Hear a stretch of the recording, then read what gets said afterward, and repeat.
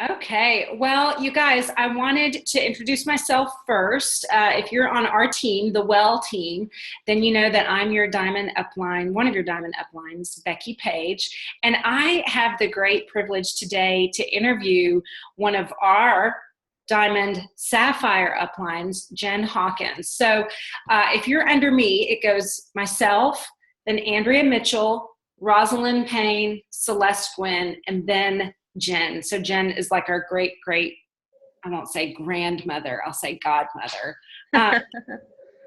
up in our upline. And Jenn has, since probably the beginning of my journey with Plexus, has been someone that I just really saw a lot of connection to. Really, it was her Diamond documentary that really spoke to me first, and I know she's got a ton of people on her team that would say the same thing.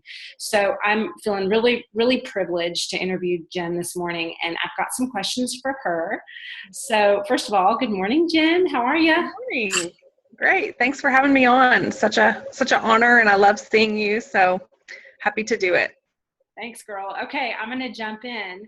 For those on our team who might not know how you started with Plexus, can you just start by describing what a typical day used to look like for you when you first got into the business? Sure. Whenever I started Plexus, I had a full-time job, and my oldest, who's now 5, was 1.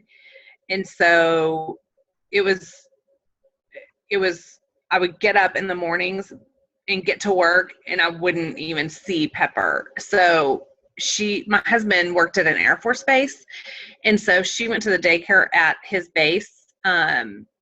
So he would take her to get her ready and get her out the door in the morning and get her to daycare and pick her up. So I never saw her in the morning, and I would get up, go to work, and then I wouldn't see her till like 5:30 at the soonest. And then, I mean, babies when they're 1, I mean, they go to bed at like 7:30. And so I was getting throughout the week, like an hour and a half with her. And so that was the day as a mom. So that was kind of what my life looked like when I started Plexus. And then how I fit Plexus into it was, during my lunch breaks, a little bit throughout the day, I would check in, respond to a few messages here and there. And so maybe like I'd get like 20 minutes in throughout the day of Plexus work. I wanted to eat lunch at my desk. That's why I shut my door, eat lunch at my desk, blow through my lunch hour so I could maybe leave early and get a little bit more time with Pepper. So a little bit of work throughout the day. And then I would get home and it would be all about her. And then when she went down, I would probably work like 2 hours a night. In that season, my husband was going for his MBA.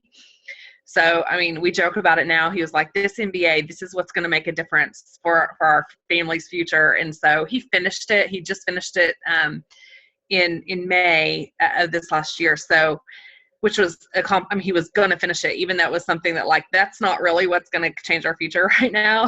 This is, but it was a really perfect storm of the fact that we were both giving up TV to pursue things that were going to change our future, whichever one it was going to be. So the time that we used to spend watching TV, lounging on the couch, we both went to work. And so a couple hours every night, really Monday through Friday. I didn't work much on the weekends, and reaching out to people, responding to messages, following up. I mean, I was one of the first in my network to be doing Plexus, and in some ways it was great, and in other ways it was really hard because you're the crazy Plexus lady. And so I did have lots of people to be communicating with because they had never heard of it, but it took a while to get some traction. So yeah, that was kind of it. Does that help? Is that what you're Yeah, absolutely. Because I think that was one of the reasons why I connected with your story so much, is you were literally trying to buy yourself time with your family. I mean, yes, money was time at that point. It's kind of yep. in your story. So go back to that early season. Do you remember how long it took you to go silver and how you ended up signing your first 3 ambassadors, building your original team? Yeah. So I joined the end of May of 2012, just before Memorial Weekend. And I think my welcome pack came right before Memorial Weekend. And I had a little girls' weekend with my mom and sisters and sister-in-law. And I got this pack, and I was just like, mostly I was just talking to my mom and my sisters on that weekend. And I was super excited about just, I had baby weight from Pepper that I needed to lose. And that was really what drew me into Plexus.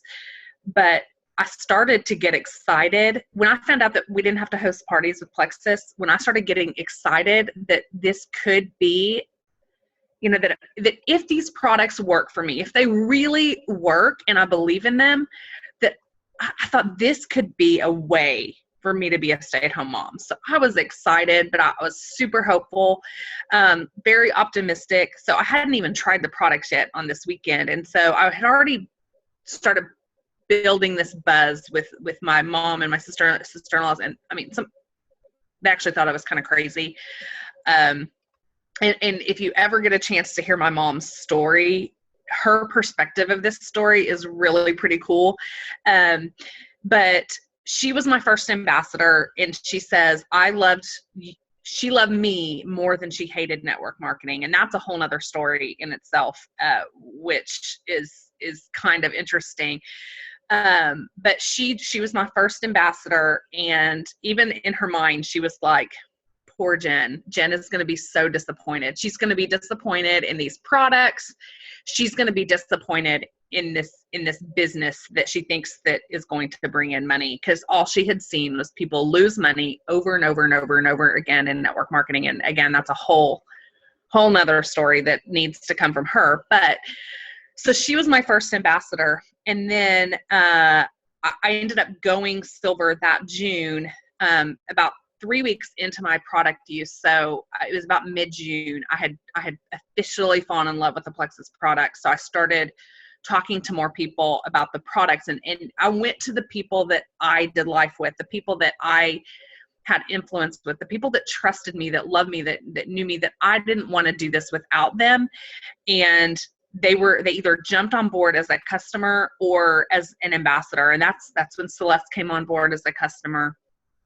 For sure. And then a couple more friends. Actually, I begged my sister to do this business with me, and she was engaged. Our girls' weekend was actually a weekend to pick out her wedding dress.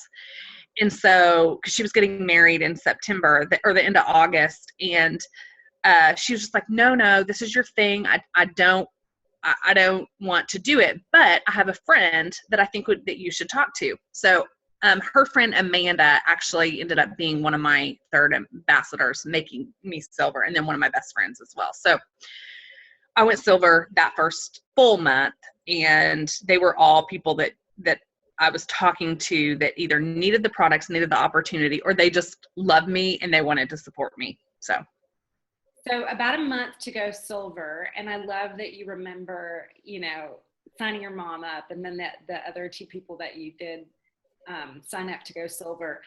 Talk to me about what your team culture was like back then. You were just starting a team, you were just getting started, and Plexus was so new in your network. What was it like building a team back then in the very beginning? Okay, well, I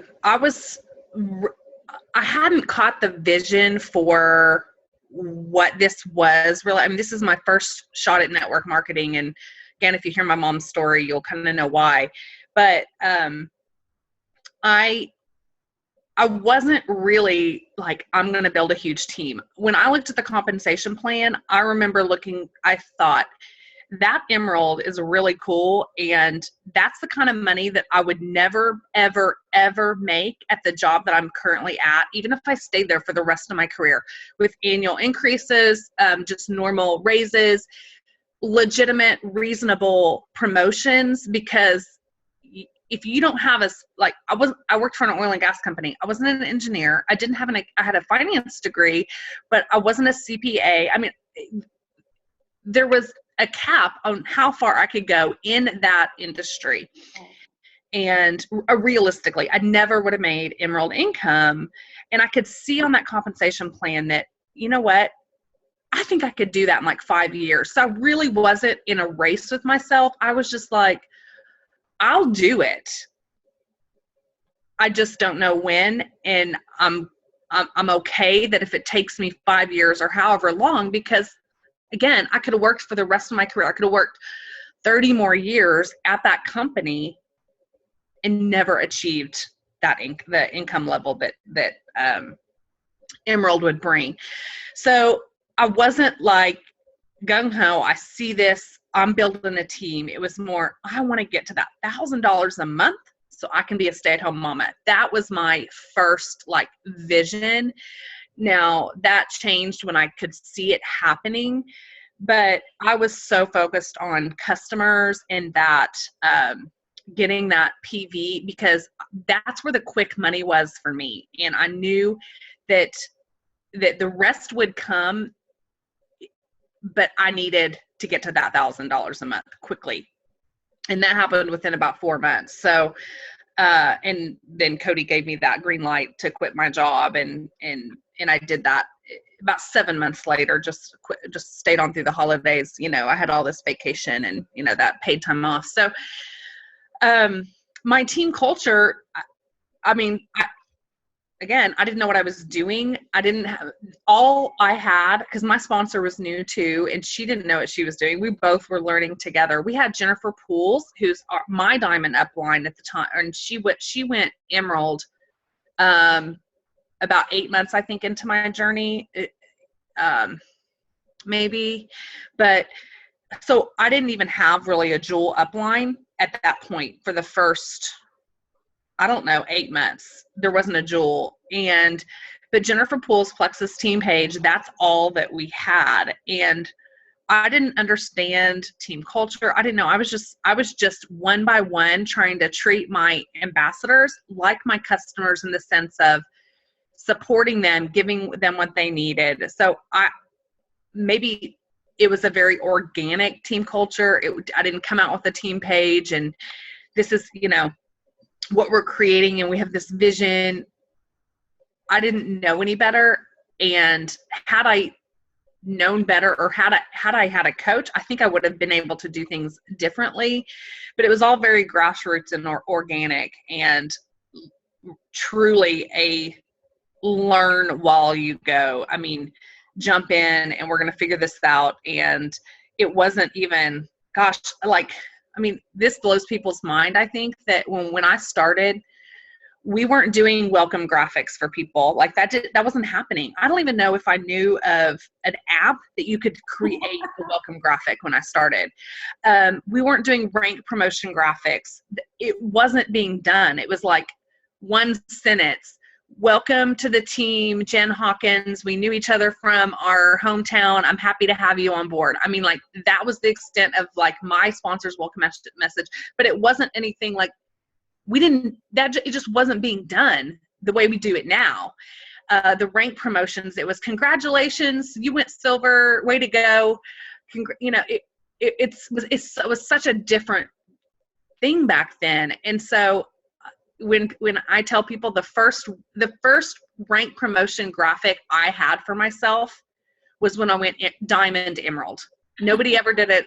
I didn't have a rank promotion graphic until I went Diamond Emerald, you guys. Now I'm Diamond-Sapphire. So I've only had 2 rank promotion graphics in my whole 4.5 years. So it looked a lot different back then, but it worked, you know. I mean, it was so grassroots, but what we have now is really special, and it's just getting better and better. So, I don't know if that helps, but it's just things were quite different back then, and they were great, but now they're awesome. So. Well, and I love that. For people that don't know, you are on our advisory board. So that was something that occurred over this past year. Jenn was added to advisory board, which means she has say over some of the decisions that are made near the corporate zone of our company, and she gets to kind of be a link between the ambassador field and the customer field to corporate. So Jenn, you're a pioneer, and this is where I hope this doesn't make you feel uncomfortable, but I want you to kind of brag on yourself a little bit. What do you think is one quality that you have in your personality that contributes to your success? You know what? My husband and I, we've talked about this before because I've asked him, I'm like, what do you see in me? And I think we kind of disagree because we see ourselves much differently than the way other people see us. And I would have said my hard work and commitment. Like, I've got a hard work ethic. I've always been a worker. Like, give me a task. I want to do the best job I can do. And then the commitment level that, like, I got my rock solid belief early on, and it didn't matter. It didn't matter that I had a whole group of friends that weren't supporting me. Another whole group of friends that weren't supporting me. None of that mattered because, you know, I say this before, it's like that saying, I'm not afraid to, I know what I bring to the table, so I'm not afraid to eat alone. I ate alone for a really long time publicly. I mean, I had a few people in the background supporting me and doing it, but publicly I was eating alone, and it was fine because I knew what I had to offer people. And that was a hard time. So I would have said that time commitment and hard work. But what my husband and I have also talked about, like, you're a helper. You know, you focus on the people and what they need and getting them to freedom or helping them. And whether it's your customers or your ambassadors, you put their needs before your own. And I think that's probably, I learned this lesson. My mom does this almost to a fault. She helps people to where it puts her in a bind. But I think that doing that sort of, and learning that lesson and being that way pretty much my whole life set me up at a place where when I started, maybe even it was only in private, but people paid attention and they cared and they trusted me. They trusted my intentions. So that's not one characteristic, but I just think that what I would have maybe said at first may not have really been the full picture, that the real characteristic. Because I think lots of people have hard work ethic, but they might not be able to achieve a high level of success in network marketing. That, you know, we've got lots of people, you know, but it's so, you know, it's more than that, and it more comes from a heart place and how sincere and genuine you are in your relationships. So probably that. You mentioned belief too, and one of the things I heard you say when you're talking about, hey, if it takes me 5 years to go Emerald, I know that I could never make that kind of pay with my current job, so I'm in for the 5-year plan. But it's also like a mindset, and I think that's one thing that comes across when you're talking to you, Jenn, is that your mindset has stayed pretty healthy and secure since the beginning. And you brought up Cody, or you brought up your husband, who's Cody Hawkins. I got a chance this summer, you guys, to just be a recipient of Jenn and Cody's support and hospitality. So Jenn, especially because network marketing is such a family business for so many people that are involved in Plexus, but how does Cody's support help your business? How does your relationship and your marriage to him, how does that play out in your Plexus business? From the day-to-day tasks that he frees me up to do things, from that to just the overall rock that he provides to say, you know what, this is not a traditional situation. And I recognize that you are the one that needs to be out front doing this. I will take the back seat. I will take on untraditional roles for the betterment of our family, for the legacy that we are going to leave through these children, through this business, through the income that we can make, because the better we do, the more impact we can make. And I admire him and appreciate so much the fact that he's done what a lot of guys might not be willing to do, to say, I will give up my traditional role so that we can put our family first. So it's the whole concept of what he's done, and then also just the day-to-day, like taking things off my plate and doing things that normally would be me, so that I can do things that need to be me. And you can tell that his belief is such a part of it too, that he believes in the same, like that his mindset is set and he's a firm believer and nothing's going to shake that. I love how y'all's friendship gets shown so much through your business. Okay, let me ask this.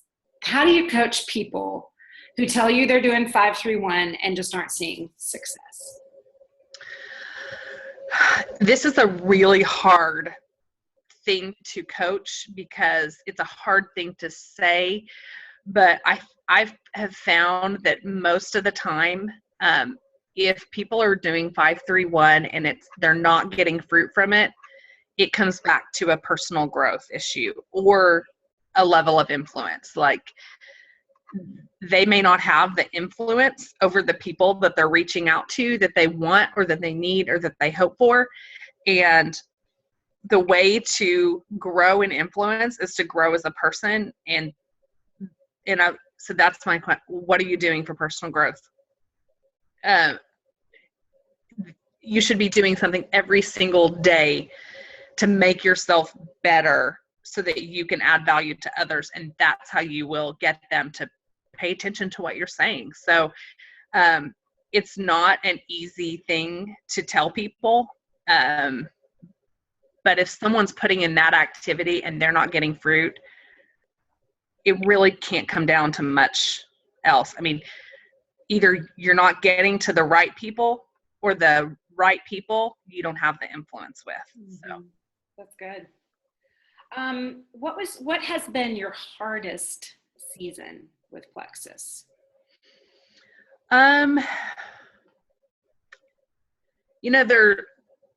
There's a couple that I think of that might be, but they're all hard for different reasons.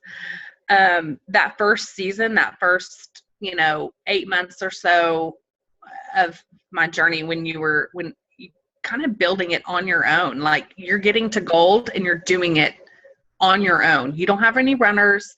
You don't have anyone adding people, that you are one by one chipping away, and you add 2 and you lose 2. You add 1 and you lose 1. And it's, so that was a hard season, but also, what got me through was that mindset and that belief that, what, this isn't about me. This is about that they don't grasp what this is, or they don't appreciate this is.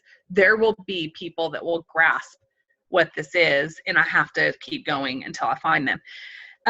So that was a hard season in a different way than I'm now, because now I have a place where, like, I have an army, and I'm not doing it alone, and I have amazing friendships and people that come alongside me, and we've locked arms, and it's so fruitful and so amazing. But then it's also can be hard because it's the balance.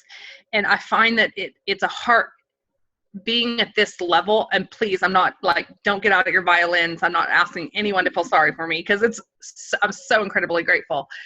But sometimes it's a hard season because when I'm a yellow, and when you're a yellow, you want to help everybody, and you take it personally when you can't get to everybody, or when you're like, I don't know what else to do to help you get beyond this. And you try and you want it, and it's emotionally and mentally hard because of that deep desire to have everyone here with you, and you just can't make that happen for everyone, or you don't have enough time in the day to help everyone you want to help and still be a good mama to your kids, So now it's hard in a different way, and it's because of those feelings of just feeling that I want to help, but I can't always. So yeah, 2 hard seasons, but hard in different ways. And I'm incredibly grateful. Again, no violins. I'm so thankful. Absolutely not. And I think that's part of it's a burden of leadership, right? Leadership is not easy. Not that we're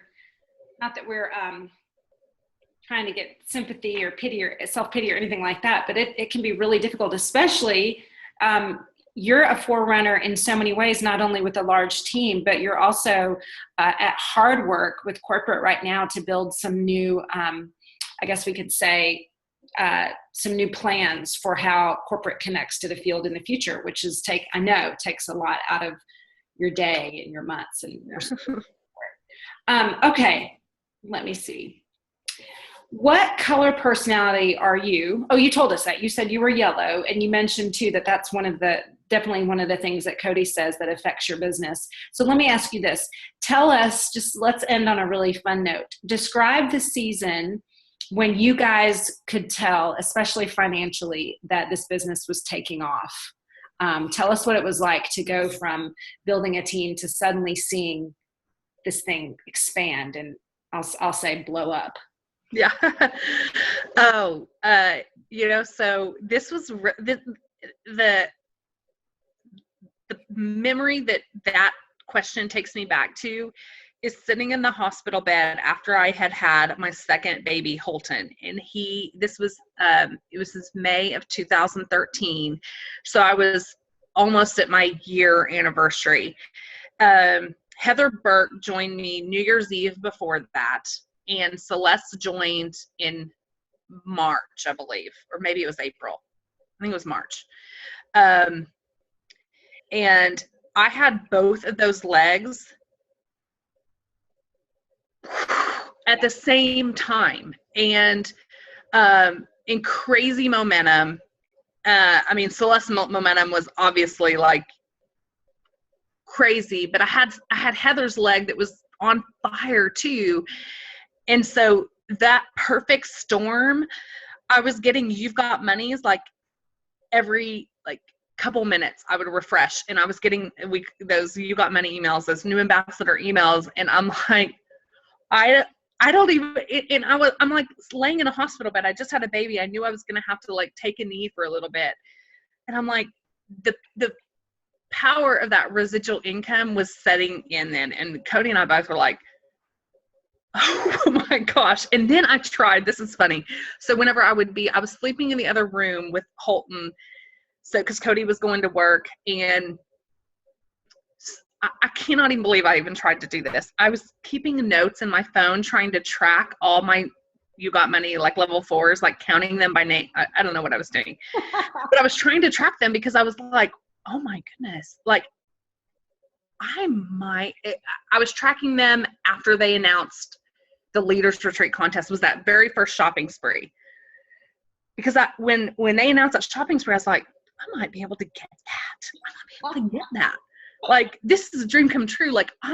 Mama needs some new clothes. My husband is very fiscally responsible, and it did not, I'm like, I needed a shopping trip desperately.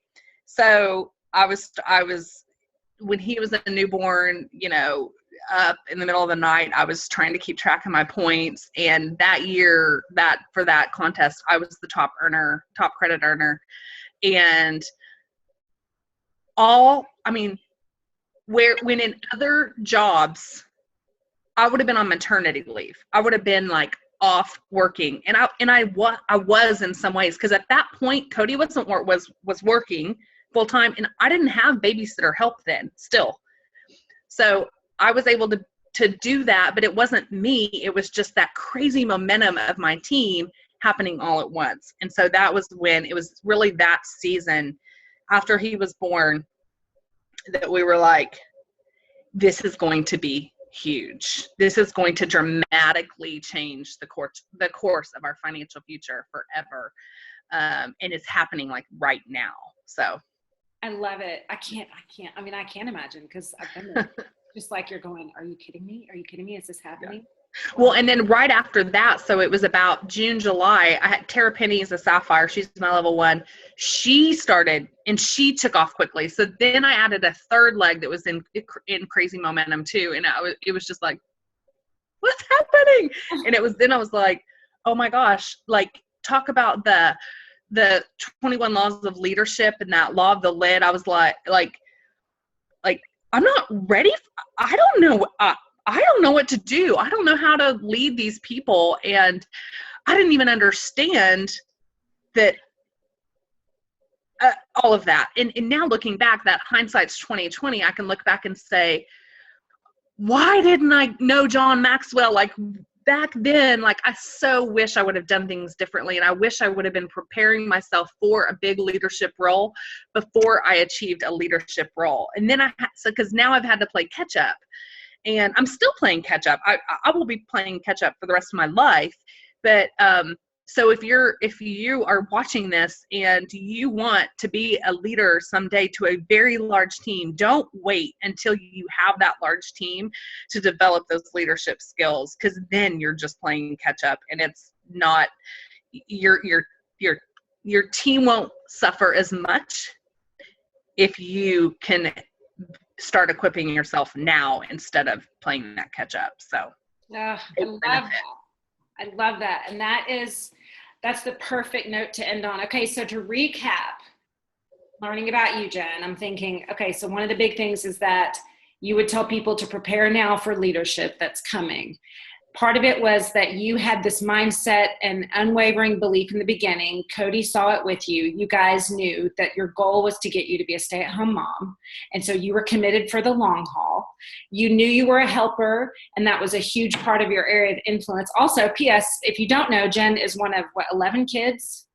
Yes. Yeah, so that's part of where your awesome work ethic comes in too. The relationships, hard work ethic, helper, grow as a leader now, and play catch up later too. I love it though. I love it. And I just want to say from all of us, thank you so much for going ahead of us. Thank you for, you're a part of how all of us got introduced to Plexus. And thank you also for all of the work you're doing between us out in the field and corporate, and just being a voice for us, and being a part of putting into place these foundations that are going to help take Plexus into the next season of growth. We're excited. So, sure. Okay. Well, thank you so much for taking the time to meet with us. Yeah. I adore you, Becky. Thank you so much. Thanks, Jen.